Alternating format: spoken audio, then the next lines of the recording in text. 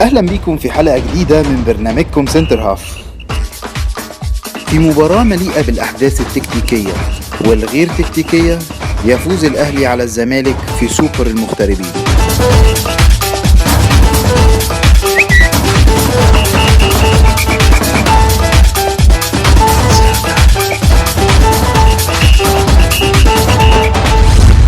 اعذرونا الحلقة دي هتطول شوية، بس الأحداث كتير برضو. أحسن نجيلة وأحسن تصوير في تاريخ القمة. كهربا أخد فتحي ورا مصنع الكراسي، حفني على الدكة وإبراهيم يبدأ، بينالتي ضايع من كهربا، بينالتي رمضان وكورتين في الملعب، برضو بينالتي على كوفي. الحكام حسام بيرلو غالي، وقفة رمضان، خناقة حازم، متعب يقدم غالي لاستلام الكاس، فييرا مدرب فاشل فاشل فاشل، مدرب فاشل من كلام. مرتضى للمرة المليون يضغط على زر تدمير الزمالك. خلينا نقول ان فييرا استحمل لقطات زي دي كتير لمرتضى، وان الحاجة اللي حافظت على استقرار الزمالك هو تحمل الراجل ده للاهانات المتكررة من مرتضى منصور مش عايز اي حد اهم منه في النادي. هو المدرب الاوحد والرئيس الاوحد واللاعب الاوحد وكابتن الفرقة الاوحد، والمفروض ينزل يحتفل مع اللعيبة بدلهم بالاجوان. ايمن حفني بره ليه؟ حمودي بره ليه؟ ابراهيم عبد الخالق بره ليه؟ ايوه انا كوتش بقول اللي مش عاجبه اهو، انا دي خطتي اللي كنت اعملها. ابراهيم عبد الخالق مع طارق حامد في خط النص، خلاص معروف يلعب، كان يلعبه ناحيه الشمال وقدامه حمودي، الناحيه اليمين احمد توفيق ما شاء الله، واخد بالك، ويبقى قدامه واحد زي باسم ولا قدامه، انما عمر جابر ما شاء الله النهارده. وبعدين انت راجل فاشل، لا عارف تشكل ولا عارف تغير. واقول اهو اي حد مش عاجبه الكلام بتاعي يشرب من اي خرار. الزمالك بدأ اللقاء بال4-3-3 المتوقعة. على اليمين توفيق، على الشمال طلبة، في النص علي جبر ومعاه دويدار، قدامهم هولدنج ميدفيلدر طارق حامد، يمينه عمر جابر، شماله معروف يوسف، على الناحية الشمال كهربا، والمفاجأة على الناحية اليمين محمد إبراهيم، قدامهم مهاجم وحيد باسم مرسي. السؤال، هل حفني ما كانش جاهز ولا انت بتوفره للشوط التاني؟ طب ليه ما بدأتش بمصطفى فتحي؟ واشمعنى محمد إبراهيم البعيد قوي عن المباريات وعن الفورمة؟ الزمالك بدأ اللقاء بخط دفاع عالي على أساس إنه ما يديش فرصة للأهلي إنه يضغط عليه من نص ملعبه، ومع ذلك الزمالك ما كانش بيبني كرة في وسط الملعب، كان بيعتمد على كور عالية لباسم، وربيعة كان متفوق عليه تماما في كل الكور العالية.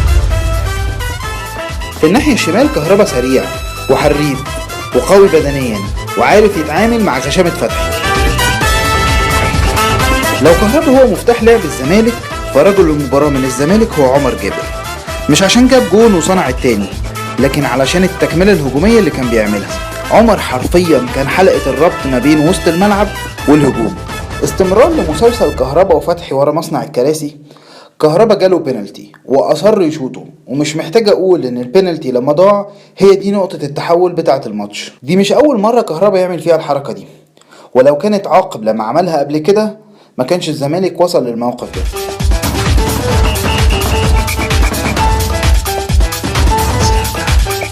الأهلي بدأ اللقاء 4-2-3-1، فتحي باك يمين، صبري باك شمال، في القلب ربيعة وحجازي، الهالي بيعود جنب حسام عاشور، وليد سليمان في اليمين، رمضان في الشمال، صانع ألعاب عبد الله السعيد، قدامه فرود وحيد إيفونا.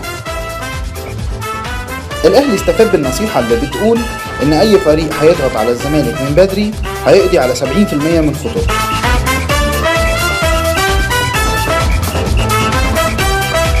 بشكل عام الأهلي ما كانش عنده مفتاح لعب في الشوط الأول، يعني لا سرعة إيفونا كانت الحل ولا استغلال إن وينجات الزمالك ما بترجعش، ففتحي ورحيل يعملوا كور عرضية دقيقة كانت الحل.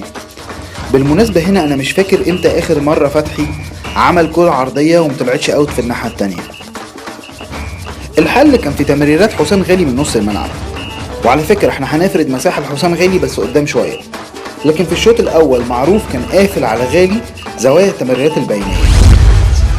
أكبر مشكلة كانت عند الأهلي هي كانت السيطرة على كهربا. غالي في أول الماتش كان بيميل يساعد فتحي، لكن مع تقدم المباراة بدنيا غالي ما كانش قادر يكمل بالطريقة دي.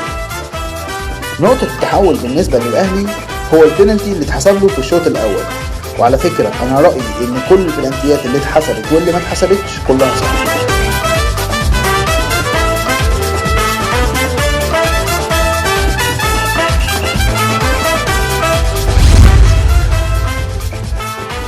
لو الشوط الاول اتلعب على جزئيتين هما صراع كهربا وفتحي وضغط معروف على غالي، فالشوط التاني برضه اتلعب على جزئيتين هما تبديل حفني مع معروف يوسف وتبديل الناحية اللي بيلعب فيها غالي من اليمين للشمال، وبالتالي عمر جابر بقى هو اللي في مواجهة غالي بدل معروف يوسف. عمر كان اقل من معروف دفاعيا، وحسام غالي بقى عنده وقت ومساحات يعمل سكورات.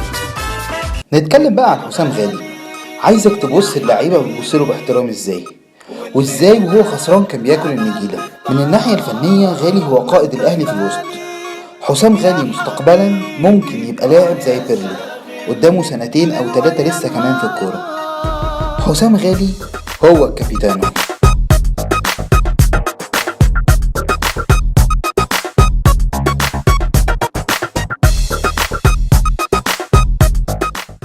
بعد الكلام على غالي عايز اتكلم على رمضان. لاعب عنده امكانيات كبيرة لكن عايز يلعب لنفسه، كل كورة تجيله عايز يرقص فيها. رمضان عمال يتنفخ فيه، والاهلي هيربي بين جدرانه شيكابالا جديد، لاعب مهاري لكن لا يمكن السيطرة عليه اخلاقيا. رمضان لازم يتعاقب وينزل يلعب مع الناشئين علشان يلم نفسه. انا هنا مش بتكلم لسه على موقف الوقوف على الكورة. فييرا عمل التغيير اللي افقد الزمالك تفوقه. مش نزول حفني هو المشكلة هي ان كهربا اتنقل من الشمال ليلعب كمهاجم تاني. فقد الزمالك تفوق كهربا على فتحي في الشمال، ولان حفني لاعب بيميل انه يبقى ورا المهاجم وكمان امكانياته البدنية ما تستحملش غشامة فتحي، كان في وجهة نظري التي لا قيمة لها على الاطلاق انه كهربا يفضل في الشمال وان حفني يلعب صانع العاب ورا المهاجم، وبكده الزمالك هيكون فاتح عرض الملعب كله على الاهلي. لكن كان في وجهة نظر برضو ان كهربا بسرعته وخفته هيكون نقطة ضغط على حجازي اللي تقيل شوية على الكورة، وقد كان، وكهربا فعلا جاب جول.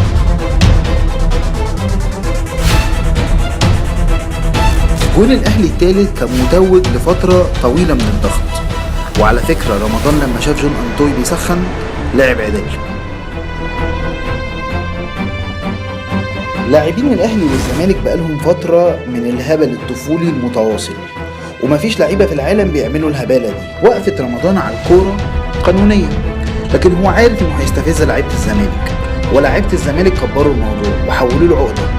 كل ده عادي في اطار اللعب، لكن كابتن الزمالك اللي نط من المدرجات ومحروق قوي ونازل يتخانق ده غير قانوني وغير اخلاقي ولازم يتعاقب.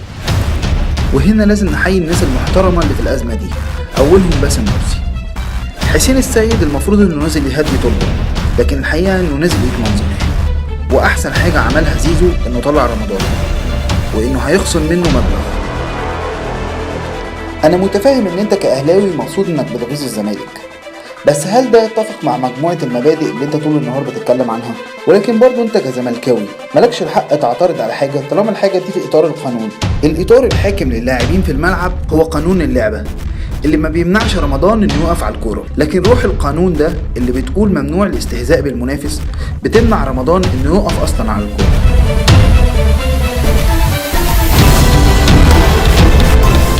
فييرا مدرب فاشل. انا بقول له ان فييرا مدرب ناجح وله دور في تطور اداء اللاعبين الصغيرين في الزمالك زي معروف وكهربا وتوفيق وباسم. خسارة فييرا هي اكبر خسارة للزمالك.